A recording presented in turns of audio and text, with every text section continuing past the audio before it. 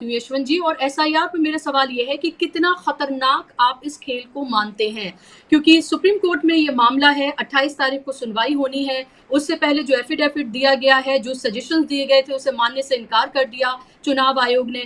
चुनाव आयोग ने अब तक लगभग 71 लाख वोटर्स ऐसे बता दिए हैं जिनको कहा या तो वो डिसीज्ड हैं या पते पर नहीं पाए गए, यानी कि 71 लाख वोटर्स को उन्होंने हटा दिया, एक तरह से ये कहा जा रहा है। और अगर 28 तारीख को सुप्रीम कोर्ट अंतरिम रोक अगर नहीं लगाता है, तो फिर आप क्या ऑप्शन देखते हैं और कितना खतरनाक इसे देखते हैं अगर ये एसआईआर होता रहा और इसी के बीच अगर चुनाव हुए? क्योंकि कल तेजस्वी यादव ने कहा है कि अगर ऐसा ही है तो फिर हमारा चुनाव में जाने का मतलब क्या है, हमें और महागठबंधन को बहिष्कार कर देना चाहिए। फिर मैं मानता हूं कि अगर एसआईआर पर सुप्रीम कोर्ट का रोक नहीं लगा तो देश में प्रजातंत्र ऑलमोस्ट समाप्त हो जाएगा। अभी भी मैं मानता हूं कि प्रजातंत्र जो है, डेमोक्रेसी का सोल ये नहीं है कि आप चुनाव जीत के मेजॉरिटी में आ गए। डेमोक्रेसी का सोल, उसकी आत्मा इसमें बसती है कि आप कंसेंसस के आधार पर आगे बढ़ते हैं, अधिक से अधिक लोगों को साथ रखकर चलते हैं पार्लियामेंट में, असेंबलीज में, देश में। तो कंसेंसस नाम की चीज हम देख रहे हैं पिछले 11 वर्षों में देश में नहीं रही, मेजॉरिटेरियनिज्म रहा। और अगर एसआईआर के माध्यम से वोटर्स को जानबूझ के हटा दिया जाता है इलेक्टोरल रोल से और उस आधार पर चुनाव जीता जाता है, तो जाहिर है कि फिर देश में प्रजातंत्र नहीं बचेगा। मैं बहुत गंभीरता के साथ इस बात को कह रहा हूं आपके शो पर कि एसआईआर जो बिहार में कराया जा रहा है वो सर्वथा गलत है। और जो लोग भी बिहार से तनिक भी ताल्लुक रखते हैं, वहाँ के हालात को जानते हैं, वो इस बात को जानते हैं कि इस समय बिहार की नदियों के क्या हालात हैं, लोगों के क्या हालात हैं, किस तरह बारिश हो रही है या नहीं हो रही है। हर परिस्थिति में लोग परेशानी में हैं और ये सब जिम्मेदारी का काम ये इलेक्शन कमीशन का मैं मानता हूं कि कतई ये जिम्मेदारी नहीं को तय करे कि हम और आप इस देश के नागरिक हैं कि नहीं है। अगर मुझसे कोई आके पूछे आज के दिन कि आप प्रूव करो कि आप इंडिया के नागरिक हैं, तो मैं नहीं प्रूव कर सकता। मेरे पास भी वही आधार कार्ड है और ये सब है। हमारे स्कूल कॉलेज के सर्टिफिकेट खत्म हो गए, पता नहीं कहाँ गुम हो गए, तो आधार कार्ड है। ये दूसरी बात है कि मेरे पास पासपोर्ट भी है, लेकिन अधिकांश लोगों के पास तो पासपोर्ट नहीं है, तो कैसे प्रूव करेंगे? और ये काम नहीं है इलेक्शन कमीशन का कि वो तय करें कि कौन इस देश का नागरिक है या नागरिक नहीं है। इसके बिल्कुल स्पष्टता है इस कानून में इसको लेकर, ये काम होम मिनिस्ट्री का है। इलेक्शन कमीशन ये नहीं कह सकता है कि हम नागरिकों को ही वोट देने की इजाजत देंगे और नागरिकता हम तय करेंगे कि कौन नागरिक है कौन नहीं है। वन, दो, कि ये मौसम कैसा है बिहार के और कितना समय बचा। अचानक बिहार के चुनाव के पहले आपने ये घोषणा कर दी कि हम एसआईआर करेंगे। 2003 में लास्ट टाइम हुआ था, कोई हंगामा तो नहीं हुआ। तो इस बार क्यों हंगामा हो रहा है? क्योंकि इस बार जोड़ने के लिए नहीं, जोड़ने के लिए नहीं, बल्कि उनको बाहर निकालने के लिए एक्सरसाइज हो रहा है एसआईआर। तो वोटरों को बाहर निकाल दो, खास करके जो गरीब लोग हैं, जो बैकवर्ड हैं, जो अनुसूचित जाति के लोग हैं, जो बीजेपी को वोट नहीं देते हैं, ऐसे लोगों को बाहर निकाल दो एसआईआर के माध्यम से और चुनाव जीतो। इससे खतरनाक देश के प्रजातंत्र के लिए और दूसरा कदम हो ही नहीं सकता। ऐसा लगता है कि चुनाव आयोग वाले इस प्लैनेट के रहने वाले नहीं है। चुनाव आयोग के लोग आईएएस ऑफिसर्स है ना, फॉर्मर आईएएस ऑफिसर। एक आईएएस ऑफिसर के नाते मैं आपको बताना चाहता हूं कि सबसे बड़ी खासियत जो होती है आईएएस ऑफिसर की, वो ये होती है कि वो जमीन को समझता है, जमीन से जुड़ा होता है। यहाँ तो ऐसा लगता है कि किसी दूसरे प्लैनेट से आए, इनको बिहार का कुछ पता ही नहीं है। लोग हाईवे पर आके बैठे हुए हैं इस समय बाढ़ के चलते। उससे आप जाके और कौन कह रहा है ये सब? Who is the person who is doing it? The BLO वही कर रहा है। वो कितना बड़ा पदाधिकारी है कि वो बीएलओ जो है वो तय कर देगा कि आप नागरिक हैं, आप नागरिक नहीं हैं। इतनी बड़ी अथॉरिटी आपने ऐसे बेकार आदमी को, लो लेवल आदमी को दे दिया है और उसके ऊपर कोई सुपरविजन नहीं है। इस तरह के अनेक उदाहरण लोगों ने रखे हैं, राहुल गांधी ने रखे हैं, तेजस्वी यादव ने रखे हैं, जहाँ पर कि कितना खोखला एक्सरसाइज हो रहा है वो देश के सामने है। मुझे लगता है कि इस पर एक बहुत बड़े जन आंदोलन की आवश्यकता है, चुनाव आयोग के जी खिलाफ और सरकार के खिलाफ, क्योंकि चुनाव आयोग सरकार की कठपुतली बन के काम कर रहा है।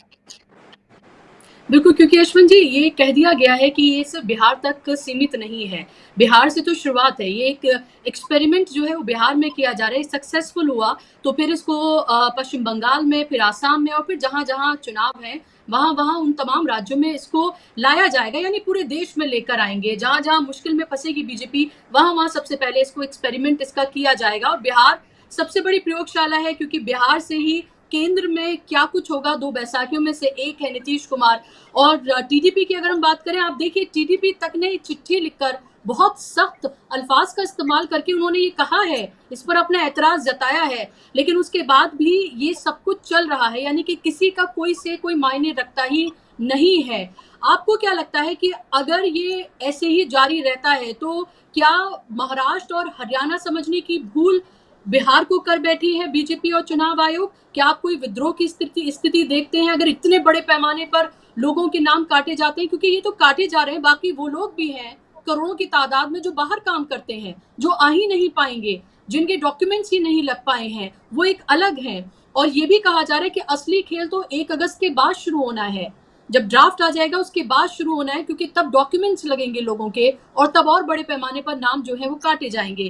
क्या आपको लगता है आखिरी रास्ता सिर्फ जन आंदोलन ही रहता है और इसमें जब तक जनता नहीं जुड़ेगी तब तक कुछ नहीं होगा? ये विरोध प्रदर्शन, ये तमाम, ये सिंबॉलिक, ये ठीक है, लेकिन इससे आगे कुछ करना होगा, क्योंकि महाराष्ट्र के बाद तो हौसले और बुलंद हुए। देखिए महाराष्ट्र में ऐड किया गया, यहाँ डिलीट किया जा रहा है।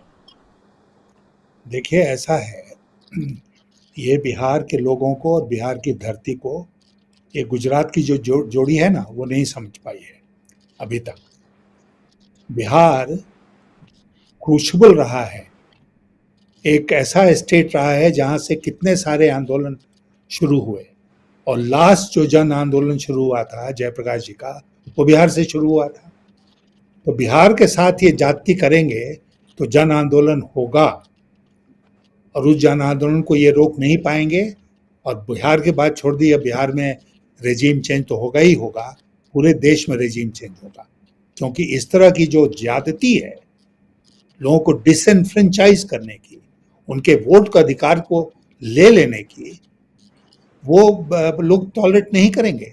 मैं व्यक्तिगत अनुभव के आधार पर आपको बोल रहा हूँ, मैं झारखंड से चुनाव लड़ता था, एक ज़माने में बिहार का पार्ट था, और मैं इस बात को जानता हूँ कि झारखंड से, बिहार से लाखों लोग बाहर जाते हैं देश के दूसरे भागों में रोजी रोटी कमाने के लिए, लेकिन चुनाव के टाइम में वो सब लौट कर आके वोट करते हैं।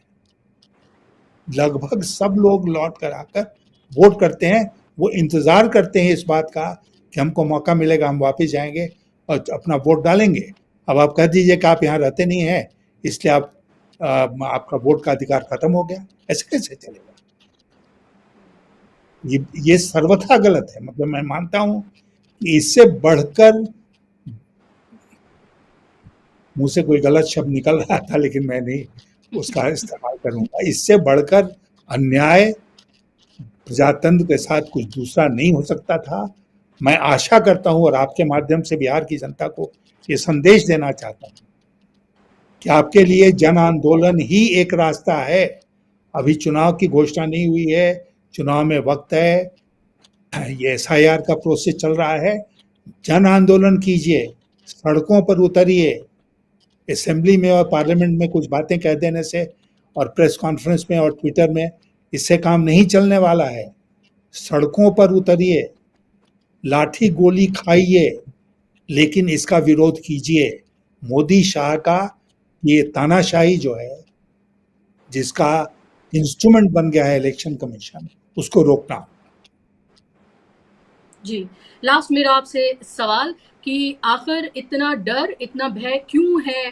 जब तमाम एजेंसीज़, जो विपक्ष कहता रहा है कि तमाम एजेंसीज़ जो हैं, वो एक तरह से इनकी कठपुतली बनकर काम कर रही हैं। उसमें वो सीबीआई, ईडी, आईटी की बात करता है। उद्योगपति जो हैं, वो ज़ाहिर-सी बात है, उनके अपने इंटरेस्ट हैं और इनके साथ जुड़े हुए हैं, वो इनके साथ मिलकर पूरी तरीके से काम कर रहे हैं। चुनाव आयोग भी अब तक सही तरीके से तमाम चीज़ें जो इनके साथ मिलकर काम कर ही रहा है। ये तमाम विपक्ष के ये आरोप हैं। फिर आखिर इतना क्या डर है कि आप 11 साल से सत्ता में हैं, तीसरी बार आप आ गए हैं। बिहार इतना इम्पोर्टेंट क्या है कि किसी भी हद तक जाने के लिए तैयार हैं? क्या ये डर है कि अगर बिहार गया तो केंद्र भी जाएगा? नहीं, केंद्र जाए ना जाए, डर यह है कि मोदी जाएंगे। ये आप समझते हैं कि भाजपा की सरकार है? नहीं, भाजपा की और एनडीए की सरकार नहीं है, ये मोदी और शाह की सरकार। और जैसा मैं आपसे कुछ देर पहले कह रहा था कि मोदी अगर जाएंगे तो एनडीए की मेजॉरिटी रहेगी लोकसभा में, तो कोई दूसरा प्रधानमंत्री बनेगा। मोदी को और शाह को बचाने का ये सारा खेल है। ये बीजेपी को भी बचाने का और एनडीए को भी बचाने का खेल नहीं है। ये केवल और केवल मोदी और शाह को बचाने का खेल है। और ये दोनों जो हैं, इनका गुजरात का रिकॉर्ड है कि किसी हद तक जा सकते हैं सत्ता हासिल करने के लिए और सत्ता में बने रहने के लिए। और इस बार उन्होंने टक्कर लिया है बिहार से। और एक बिहारी होने के नाते मैं उनको ये सावधान करना चाहता हूँ, ये उनको बहुत महंगा पड़ेगा। ये सौदा इस बार बहुत महंगा पड़ेगा।